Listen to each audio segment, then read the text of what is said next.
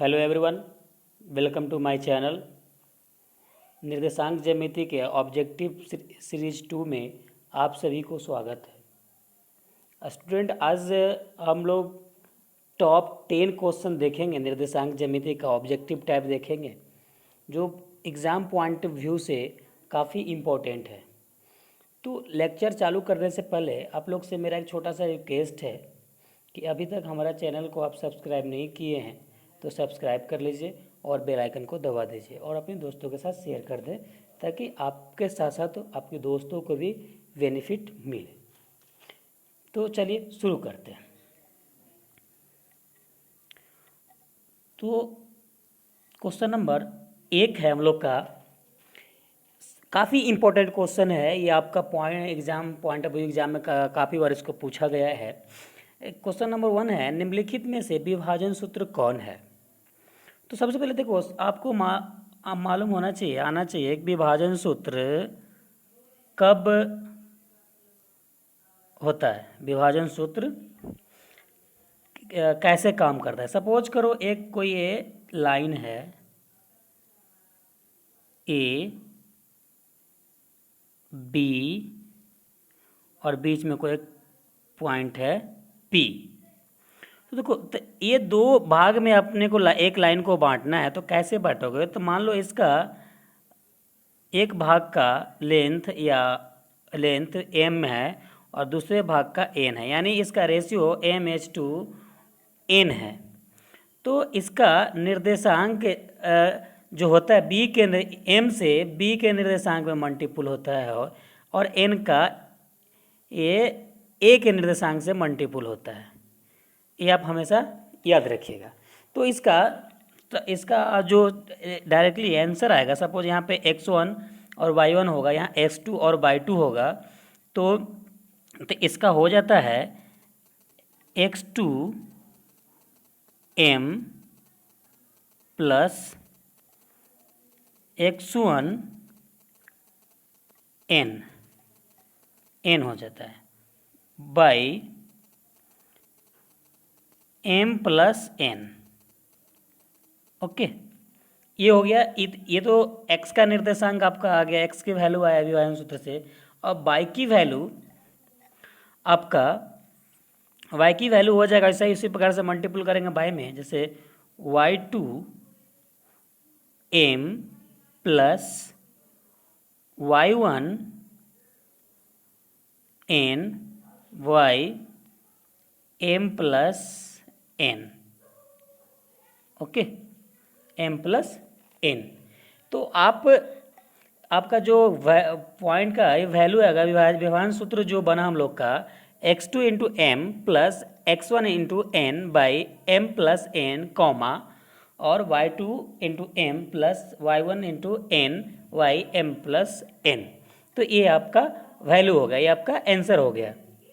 तो आपका इसमें ऑप्शन नंबर हो जाएगा, देखिए यहाँ पर दे रखा है m x2 plus n x1 y m plus 1 comma m y2 plus n y1 y m plus n। Okay, और इसमें उससे ख नंबर ऑप्शन दे रखा है। तो ये ख नंबर ऑप्शन आपका x1 प्लस n x2 है। तो ये तो नहीं होगा, बिल्कुल नहीं होगा, क्योंकि पहले m के साथ x2 होता है, y2 होता है, तो ये होने वाला नहीं है। ग का होने वाला है हम लोग का। इसका आंसर ऑप्शन नंबर क इसका आंसर होगा, जो हम लोग को बिल्कुल मैच कर रहा है। तो ऑप्शन नंबर क हो जाएगा। ओके, तो चलिए क्वेश्चन नंबर 2 देखते हैं। क्वेश्चन नंबर हम लोग का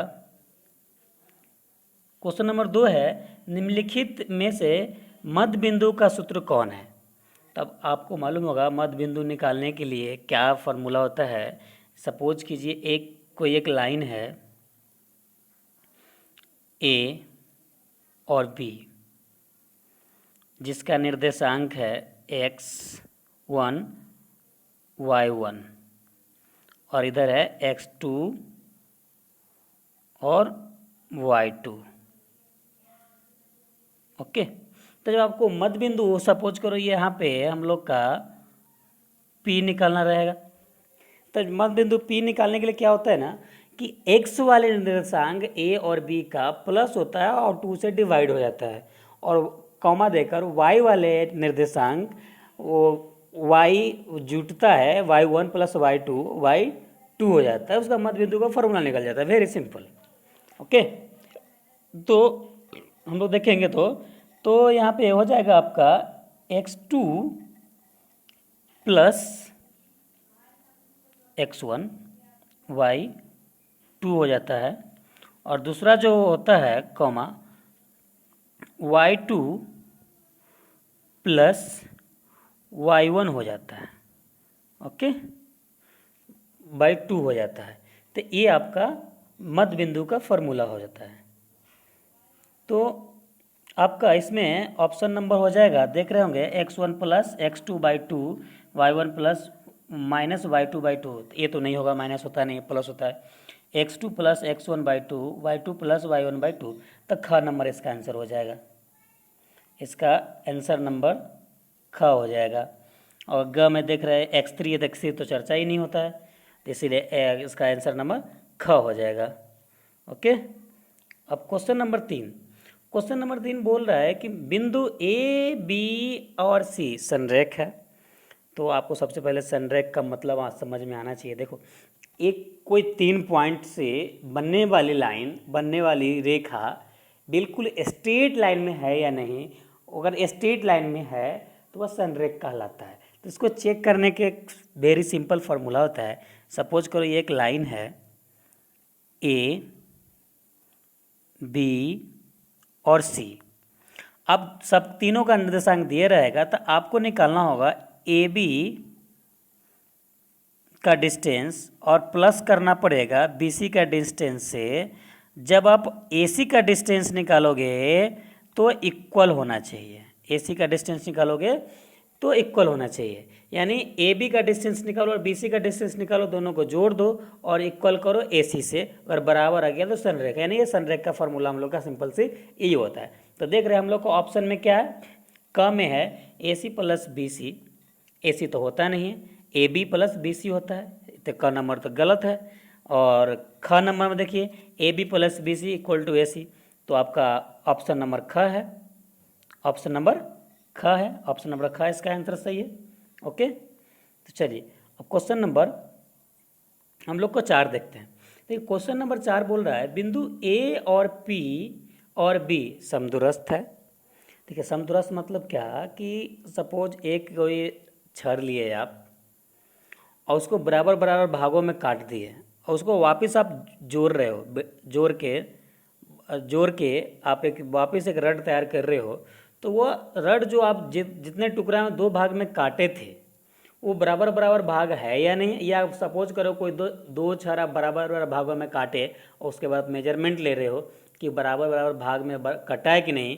तो उसको चेक करने के लिए सपोज करो एक ये लाइन है जिसका ए और बी लाइन है, जिसको हम लोग पी बिंदु से विभाजित बराबर भागों में काट रहे हैं। तो इसका इक्वल करने का सबसे आसान फंडा A P equal to B P. अब देखिए यहाँ पे आपको एग्जाम में पी की जगह क्यू भी पूछ सकता है, तो यहाँ पे ए और क्यू होगा इक्वल टू बी क्यू होगा। तो ये कुछ भी हो सकता है। आप बेसिक कंसेप्ट समझिए तो आप किसी भी कैसे भी क्वेश्चन घुमा के पूछेगा तो आपको समझ में आ जाएगा। तो चलिए इसमें ऑप्शन नंबर देखते हैं। क में दे रहा है A P equal to B P, बिल्कुल हम लोग का मैच कर रहा है। और ख में दे रखा है A B equal to B P, तो ए बी तो ये गलत है, पूरा डिस्टेंस कवर कर रहा है। तो हम लोग का ऑप्शन नंबर क हो जाएगा। क्या हो जाएगा? ऑप्शन नंबर क हो जाएगा आंसर इसका। ओके, चलिए अब नेक्स्ट क्वेश्चन देखते हैं हम लोग। क्वेश्चन नंबर 5 देखते हैं। अब देखो क्वेश्चन नंबर 5 बोल रहा है कि बिंदु ए बी सी और डी आयत है या नहीं। देखो अगर निर्देशांक ज्यामिति सब किसी को आयत चेक कर रहे हो तो उसका सबसे आसान तरीका है चेक करने के लिए, आप डिस्टेंस फार्मूला से आमने सामने की सभी भुजाओं के आप डिस्टेंस निकालोगे और आमने सामने की भुजाएं बराबर होना चाहिए और विकर्ण बराबर होना चाहिए तो आयत कहलाता है। जैसे सपोज करो एक कोई अपना आयत है, ये क्या है? आयत है। ए, बी और सी और डी। ओके, तो आपको हम क्या बोले, आमने सामने की भुजाएं बराबर, यानी ये A B equal to D C या सी डी, कुछ भी रह सकता है, ए इक्वल होगा, और A D equal to B C equal होना चाहिए, यानी A D equal to B C. Okay, तो ही आयत होगा। और बोला विकर्ण इसका बराबर होना चाहिए, यानी A C equal to B D, हाँ, A C equal to B D. Okay, B D equal होना चाहिए, तब जाकर ये आयत बनता है, आयत कहलाता है, आयत का रूल को फॉलो करता है। ओके, तो इसमें हम ऑप्शन नंबर देख लेते हैं। देखिए, क में दे रखा है A B equal to B C, A B equal to B C, D C equal to A D और A B equal to C B. ये तो भाई सही है या गलत है? तो और दूसरा ऑप्शन दे रखा है A B equal to D C और A C equal to B D, और दे रखा है ग में A D equal to B D और A B C equal to A D. तो आपका आंसर हो जाएगा क, इसका आंसर क हो जाएगा, क्योंकि आमने सामने की भुजा बराबर है। तो यहाँ पे सॉरी मिसिंग हो गया है, A B equal to B C होगा, फिर उसके बाद आपका D C equal to A D होगा, क्योंकि ये इक्वल नहीं होता आमने सामने की भुजा हमेशा। इसका ऑप्शन जो होगा मैं बताता हूँ आपको, ऑप्शन हो जाएगा, अगर सपोज करो ये कि आयत है, इसका नाम अगर इस नामकरण इस तरीके से किया गया है ए बी बी सी और डी, तो इसका हो जाएगा A B equal to D C.